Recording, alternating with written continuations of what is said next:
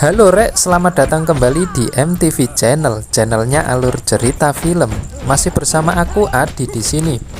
Kali ini aku akan membawakan alur film terakhir dari serial Ip Man, yaitu Ip Man 4 The Finale. Di film ini akan menceritakan perjalanan Ip Man ke Amerika untuk mencarikan sekolah yang layak untuk anaknya, dan menceritakan perjuangan Ip Man melawan ketidakadilan yang diperoleh warga Cina di Amerika. Oke, sebelum lanjut, intro nih cek lewat sih ya Rek.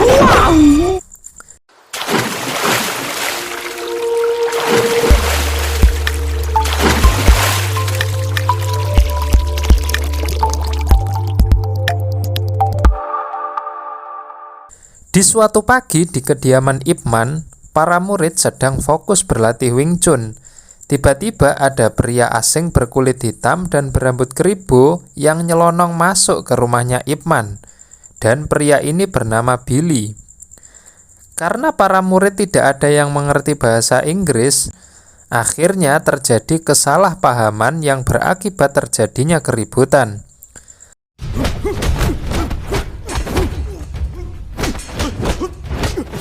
Saat murid Ip Man meladeni Billy, tiba-tiba guru Ip Man datang. Dan ternyata Billy ini adalah murid kungfunya Bruce Lee di Amerika. Billy menceritakan bahwa Bruce Lee sudah sukses mendirikan sekolah kungfu di Amerika. Maksud kedatangan Billy ialah menyerahkan buku kungfu karangan Bruce Lee yang diterjemahkan dalam bahasa Inggris, sekaligus memberi tiket ke Amerika untuk guru Ip Man agar hadir dalam turnamen karate di Amerika. Namun ternyata guru Ip menolak tiket tersebut karena alasan kesibukan. Di lain tempat, Ip Ching, anak Ip Man yang kedua yang mulai beranjak dewasa, terlibat perkelahian di sekolahnya. Akibat kejadian tersebut, kepala sekolah tidak bisa lagi mentolerir perbuatan Ip Ching. Dia pun dikeluarkan dari sekolah, dan kepala sekolah menyarankan supaya Jin disekolahkan ke luar negeri. Akhirnya Ip Man memutuskan untuk menyekolahkan Jin ke Amerika. Namun sebelum itu, Ip Man ingin melihat-lihat dulu kondisi di sana dan mencarikan sekolah yang tepat untuk anaknya. Di rumah, Ip Man menitipkan Jin kepada polisi Fatso selama dia berkelana ke Amerika. Jin yang memang tidak terlalu suka dengan dunia pendidikan dan lebih menyukai kungfu, menolak jika disekolahkan ke Amerika. Akhirnya ketegangan pun sempat berlangsung yang membuat Ip Man marah dan sampai menampar Jin.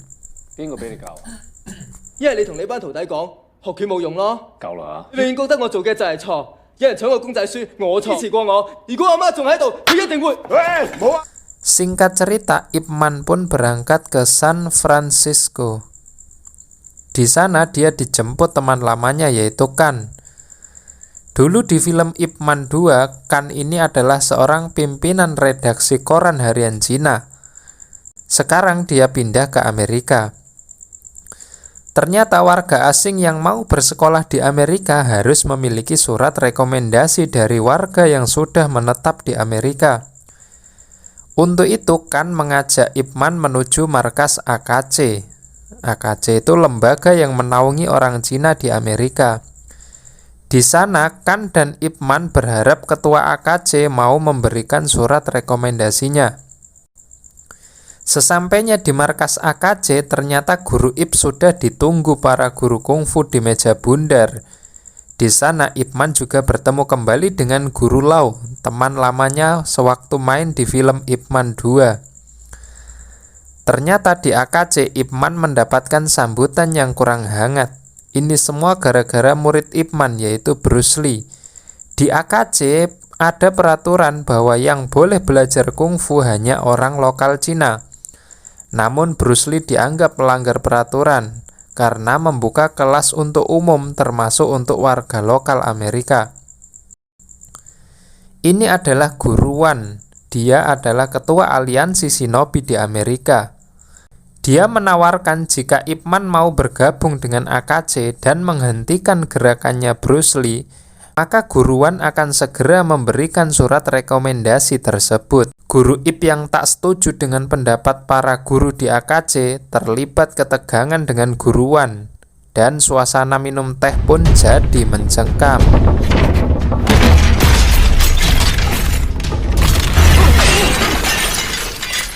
Guru Ip pun pergi setelah mendapatkan hasil negatif. Akhirnya, Kan pun berusaha menghubungi temannya yang warga lokal Amerika untuk meminta surat rekomendasi, tetapi hasilnya juga nihil. Orang tersebut menolaknya. Saat acara turnamen karate, Guru Ip pun menyempatkan hadir untuk melihat muridnya tampil, yaitu Bruce Lee. Dan seusai acara, Ip Man dan Bruce Lee pun nongkrong di warkop. Di sana Ip Man dikenalkan dengan murid-muridnya Bruce Lee. Salah satunya adalah Hartman. Dia merupakan anggota staf Angkatan Darat Amerika. Saat tengah asik ngerumpi, tiba-tiba datang pendekar karate yang menantang Bruce Lee dan anak buahnya. Akhirnya keributan pun terjadi.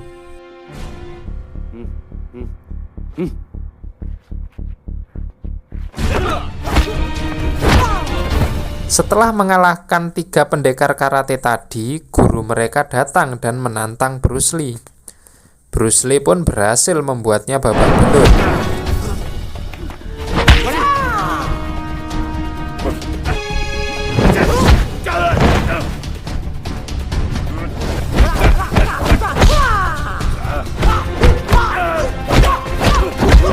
Keesok harinya, Ip Man mencoba mendaftarkan anaknya ke salah satu sekolah di sana dengan mendapatkan bantuan surat rekomendasi yang dibuat oleh muridnya Bruce Lee yang seorang pengacara. Namun ternyata sekolah tersebut menolak dan tetap meminta surat rekomendasi dari AKC. Akhirnya Guru Ip pun meninggalkan sekolah itu. Di perjalanan pulang, Ip Man melihat gadis Cina bernama Yona yang dibuli dan dihajar oleh teman-temannya. Ip Man pun menolong Yona dan memberi pelajaran pada anak-anak nakal tadi.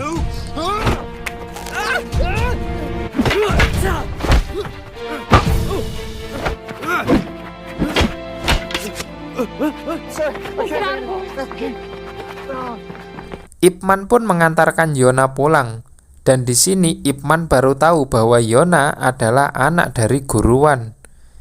Yona yang mengetahui kalau ayahnya belum memberikan surat rekomendasi untuk anak Ip Man berjanji akan membantu mendapatkan surat tersebut. Sesampainya di rumah, Guru Wan yang marah melihat anaknya berkelahi langsung menampar Yona. Ip Man pun berusaha menjelaskan duduk permasalahannya. Namun Guru Wan malah menuduh Ip Man memanfaatkan putrinya untuk mendapatkan surat tersebut. Dan Guru Wan pun menantang duel Ip Man. Pertandingan pun dimulai.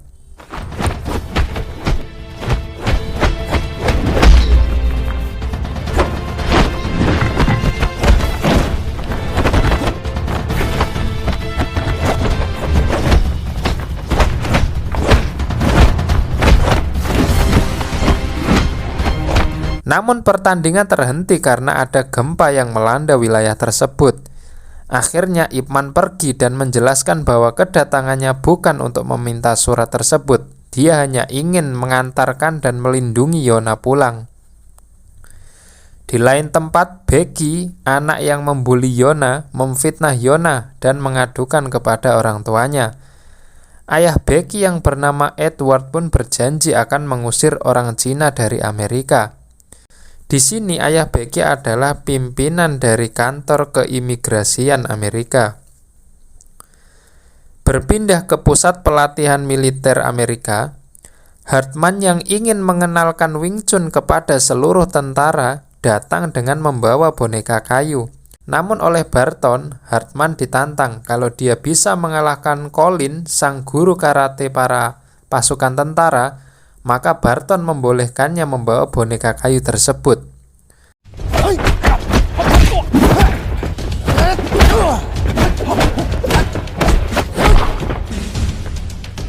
Namun ternyata Hartman harus mengakui keunggulan dari Colin. Akibat perbuatan Hartman, seluruh tentara Cina dihukum berlari 30 putaran dan boneka kayu itu pun dibakar oleh Barton.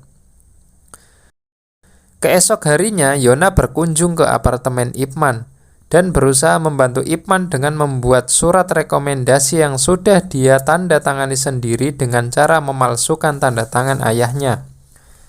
Ip Man yang mengetahui itu pun langsung merobek surat itu dan mengajari kejujuran pada Yona. Di sini Yona mulai curhat bahwa sebenarnya dia tidak suka kungfu, dia lebih senang bermain cheerleader. Namun ayahnya memaksa untuk berlatih kungfu, berbanding terbalik dengan anak Ip Man yang benar-benar menyukai kungfu. Dari cerita itu, Ip Man mulai sadar bahwa dia salah karena telah memaksakan anaknya ke jalur pendidikan. Kembali ke pangkalan militer, Hartman yang tidak menyerah pun langsung menemui komandan tertinggi militer dan menunjukkan tentang kungfu Cina tersebut. Ternyata komandan pun menerima ide Hartman dan memintanya melakukan penelitian ke festival pecinan saat bulan purnama. Barton yang mengetahui rencana Hartman pun menugaskan Colin untuk membereskan guru-guru kungfu di festival tersebut dan menunjukkan karatelah bela diri terkuat. Singkat cerita, festival bulan purnama pun dimulai. Berbagai aksi dan kebudayaan Cina dipertontonkan di sana. Namun saat pertunjukan seni bela diri kungfu, tiba-tiba Colin dan gengnya datang menerobos naik ke atas panggung. Dia menantang semua guru kungfu untuk melawannya. Para guru yang tak terima pun menerima tantangan Colin. Namun di luar dugaan, semua dikalahkan Colin dengan mudah.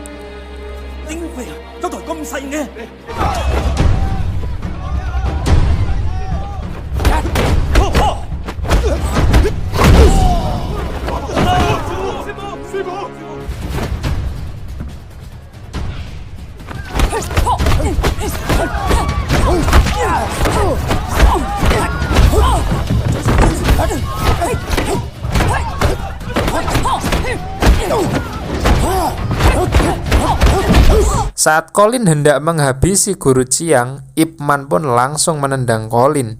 Pertarungan pun dilanjutkan Ip Man.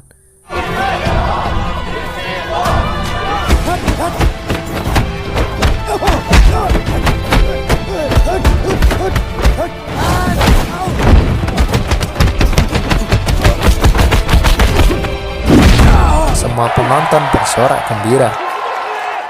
Di tengah kegembiraan, Yona diberi kabar bahwa ayahnya ditangkap oleh petugas imigrasi. Ip Man dan Yona pun bergegas pergi menuju kantor imigrasi dengan dibantukan. Di kantor imigrasi, Guru Wan diinterogasi dan ditahan karena dianggap melindungi imigran gelap. Barton yang tak terima melihat Colin babak belur langsung menuju markas AKC dan menghajar semua guru di sana. Tapi ternyata dia mendapati bahwa Guru Wan sedang ada di kantor imigrasi.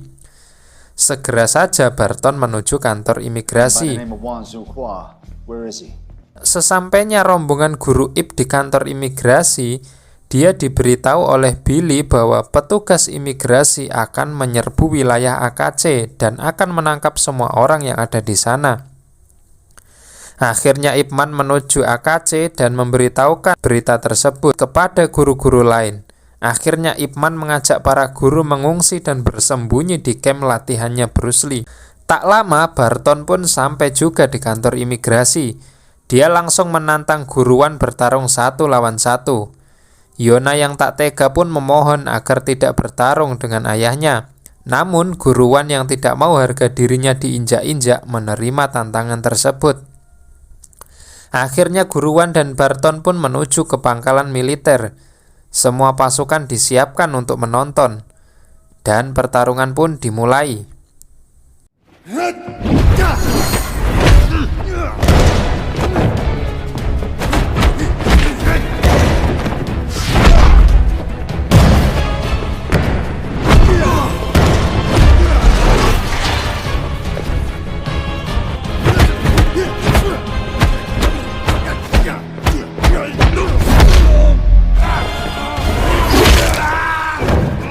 Tak disangka Guru Wan dapat dikalahkan dengan mudah, bahkan dia harus mengalami patah kaki. Setelah kembali ke rumah sakit, guru Ip yang mengetahui guru Wan terluka parah akhirnya meminta Hartman untuk diantar ke pangkalan militer dan bertarung melawan Barton untuk membalas dendam dan memberi pelajaran pada Barton.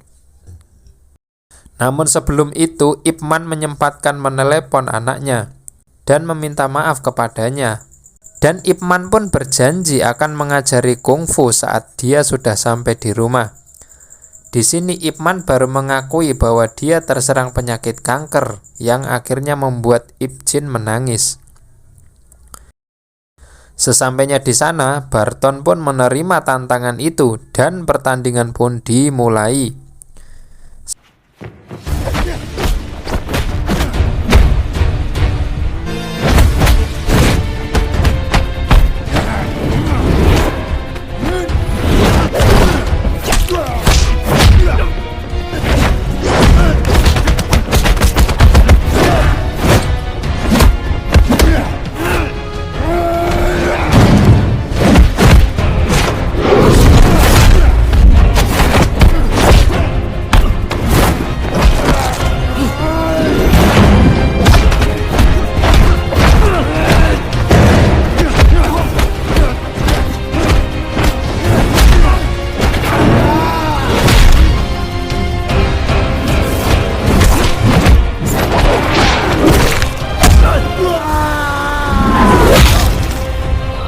Setelah bertarung sengit, Barton pun kalah dari guru Ip Man dengan luka yang sangat parah. Beberapa waktu berlalu, guru Wan pun memberikan surat rekomendasinya kepada Ip Man. Namun Ip Man berubah pikiran dan tidak jadi menyekolahkan anaknya ke Amerika. Setelah Ip Man pulang ke Hong Kong, Ip Man pun mengajarkan semua ilmunya kepada Ip Jin dan meminta Jin untuk merekam semua gerakan kungfunya. Dan pada akhirnya di tahun 1972, guru Ip Man yang sudah berjuang melawan sakit kanker leher akhirnya harus menghembuskan nafas terakhirnya di usia yang ke-79 tahun. Dan film pun tamat.